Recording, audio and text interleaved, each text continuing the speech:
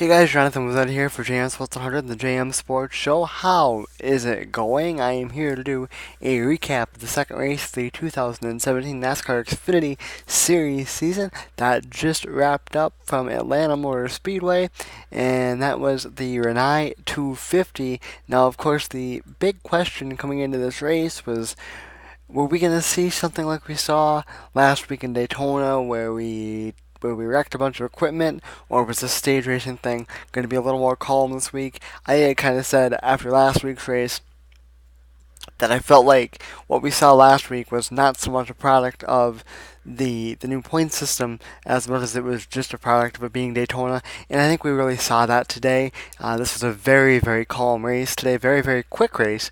However, as you'll see as we go through the recap, not a lot of Xfinity regulars were able to do much with those Cup guys. Those Cup guys were very, very strong in the event today. So let's get underway with talking about that. Kyle Busch rather, would lead us to the green flag, and then at lap 2, things got interesting already. Ty Dillon, who we potentially thought could have been a tire issue, probably was a tire issue, just lost it.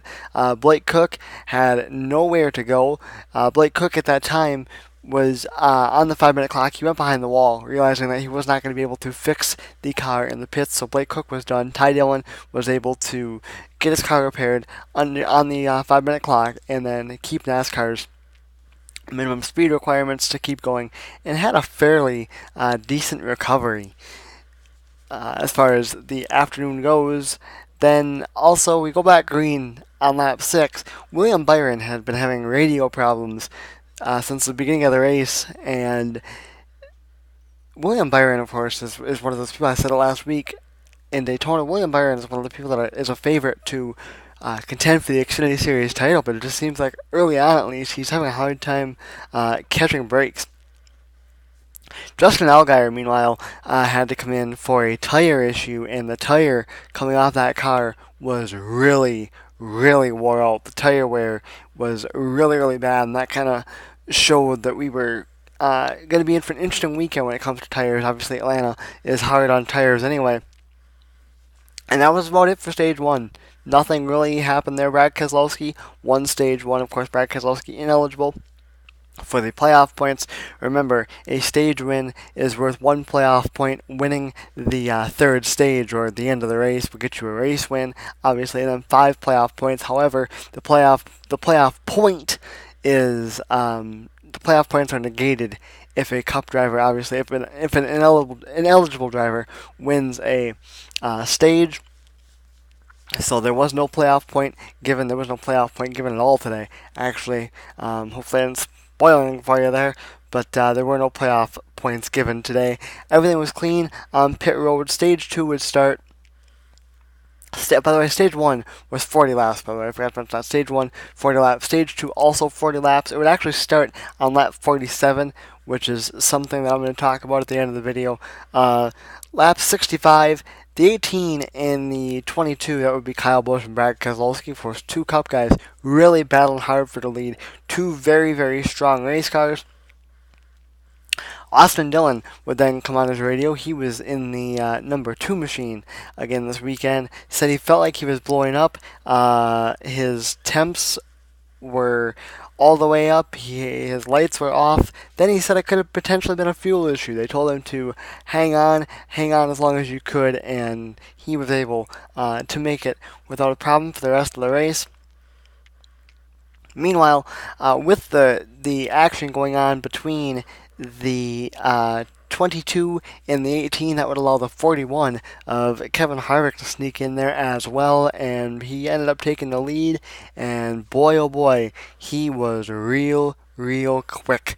He really pulled away nicely from the field, and then we saw a little bit of urgency, I think, from Brendan Gaughan as we were coming to take the stage checkered, if you will, as we go to close out stage 2. Brendan Gaughan looked like he was trying to get all he could, trying to stay on the lead lap, ended up smacking the wall. Did not bring out a caution early. Everybody was able to get through clean. including Gone, who was able to keep going. Okay, so that brought us to stage 3. Nothing too terribly interesting there on pit road either. Kevin Harvick would lead then with 59 to go, at the top 88 when we went back green. With 59 to go, Denny Hamlin had an unscheduled pit stop for a tire issue.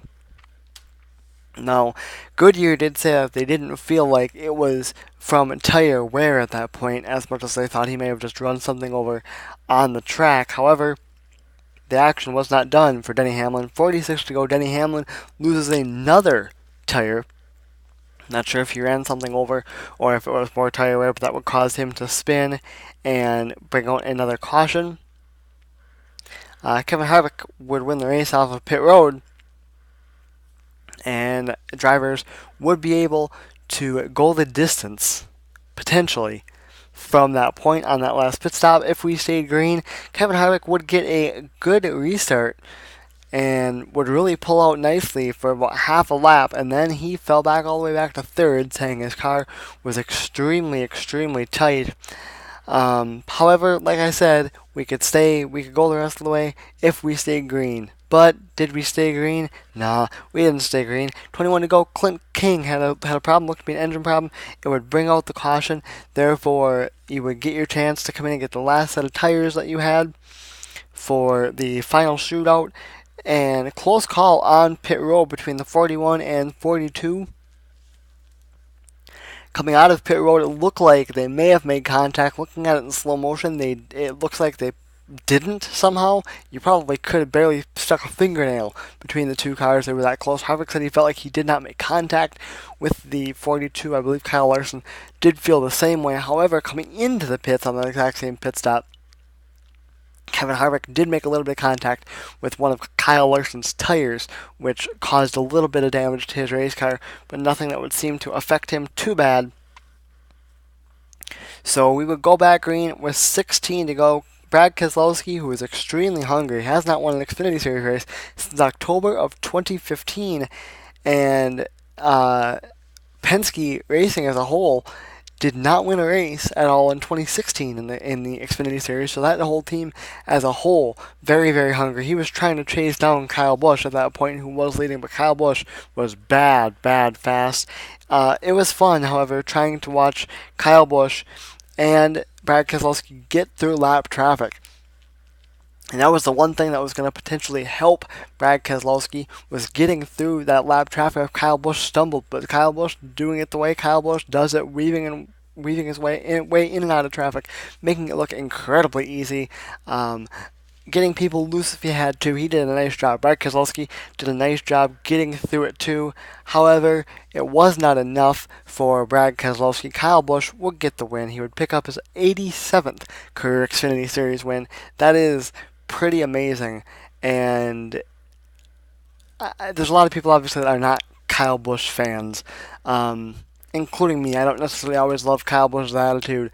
It's hard to believe that I met Kyle Busch back in, I believe, 2005, I believe it was, before he'd even ever won a single Xfinity Series race, back when it was still the Busch Series. He wasn't in the Cup Series at that time. He was a rookie in the Xfinity Series. And he couldn't have been nicer at that time. Now, obviously, in the heat of the battle and stuff, his temper can get the best of him and stuff. But it's amazing to see how much he has won over that time. So, by far and away, the most wins in the Xfinity Series, and probably, honestly, the most wins we'll ever see in the Xfinity Series, I would imagine. Especially if NASCAR, right now, keep in mind the limit for Cup guys is 10 Xfinity races. You Cup guys can run up to 10 Xfinity races a season. That is the maximum they can run. So if NASCAR decides to keep cutting that down, then, obviously we have less and less chance of seeing really probably a feat like Kyle Busch has, unless somebody spends a long time in the Xfinity Series.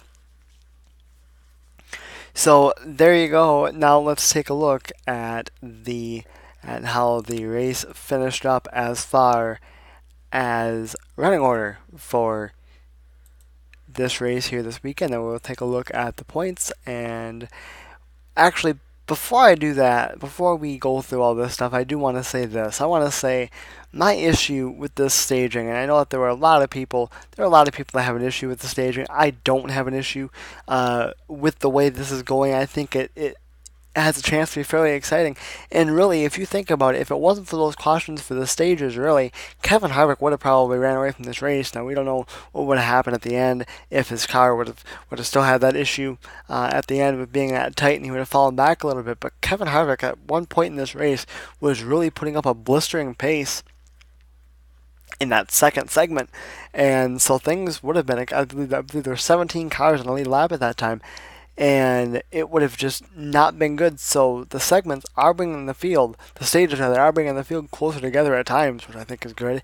But the one issue I have is if you are going to set a stage to have, for like, say for example, the second stage for the race this afternoon was 40 laps.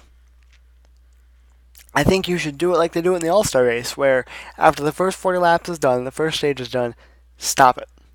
Just don't, stop counting laps until you're ready to go green again, and then make an attempt at getting an actual 40, green flag laps in, instead of saying that the stage 2 is going to be 40 laps and then not getting going until lap 47. And that's just a nitpick for me, but, something that I think NASCAR could look. They probably won't, but it's something that they probably could look at. Okay, now let's take a look at the finishing order for the Xfinity Series race. This is unofficial. We will start with 40th and work our way up. Or up, rather. Yeah, up, down, whatever you want to say. Blake Koch would finish 40th, as we say. He finished 161 laps down. As we said, he would run into that trouble early with Ty Dillon and be unable to make the repairs to his car. Next up in 39th, you have Jordan Anderson. 38th, Stephen Light.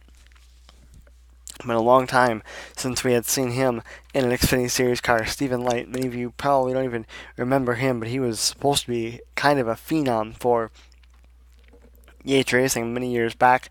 He is back in the Xfinity Series, missed the race at Daytona. Jeremy Clements, 37th, 36th for J.J. Yaley, 35th for Clint King. Chris Cochran finishes 34th, 33rd, Timmy Hill, 32nd, David Starr, 31st, Joey Gase. Ray Black Jr., 31st for Joey Gase, 30th for Justin Allgaier, Ray Black Jr., 29th, Spencer Gallagher, 28th, 27th for Garrett Smithley, 26th for Jeff Green, 25th for Ross Chastain, 24th for Harrison Rhodes, 23rd Brandon Brown, 22nd for Ryan Sieg, 21st for Dakota Armstrong. Denny Hamlin, even with all the trouble that he had, did bounce back. He did finish one lap down, but he bounced back for a 20th place finish. He was the last car, one lap down. First car in the lead lap, 19th, Eric Almirola. 18th, the winner from Daytona last week, Ryan Reed. We talked about how Ty Dillon had a really nice bounce back after his issue that he had. 17th is where he finished. Corey LaJoie with a good run for that team, the number 24 team. And he finishes 16th, 15th for Michael Annett, 14th for Brandon Jones, the pole setter from Daytona last week. Brendan Gaughan finishes 13th, 12th for Matt Tifft.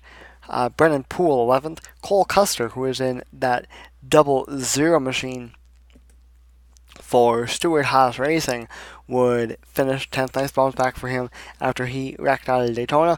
Daniel Hemrick finishes 9th, 8th for Austin Dillon. So as we said, he was able to do fine, even though he felt like he did have an engine or something going sour at the time. William Byron did bounce back for a 7th place finish, even with his crew not being able to hear him. Darrell Wallace Jr. finished 6th. Darrell Wallace Jr. I didn't really cover it because I didn't feel like it needed to be covered, but Darrell Wallace Jr. at one point in time did give a pretty good kiss to the wall. Got some decent damage on that car. Nice bounce back for him as well, as he finishes in the 6th spot. 5th for Elliott Sadler, 4th for Kevin Harvick. That's the first time that 41 machine for Stewart-Haas Racing has been run, so a good run for him. Kyle Larson finished 3rd, Brad Keselowski 2nd, and as we said, Kyle Busch would get the win. A look now at the point standings. The unofficial point standings after 2 races in the Xfinity Series season this season as soon as we can get this to cooperate. Hopefully we can get it to cooperate here. It doesn't look like we're going to. So I guess no points, because NASCAR has way too much stuff going on their website and nothing ever loads. So that is a bit of an issue. So I guess we will not go over points at this time. Actually, hold on a second. I'm going to see if I can get this. Okay, we are going to have another week without point standings because NASCAR's website is ridiculous. That's about all I can say about that. So we have another week without point standings. I had a point standings tab open, but it decided to quit running and then just decided to quit working altogether. So that's going to do it for me. The next time the Xfinity guys will be on track will be next Saturday. That is the 11th of March for the Boyd Gaming 300 at Las Vegas, as we now start our West Coast swing. So we will see how that goes, and I will see you guys later. I'm Jonathan. What's up for JM Sports 100, the JM Sports Show. See you guys later. Don't forget to like the JM Sports page on Facebook and follow us on Twitter.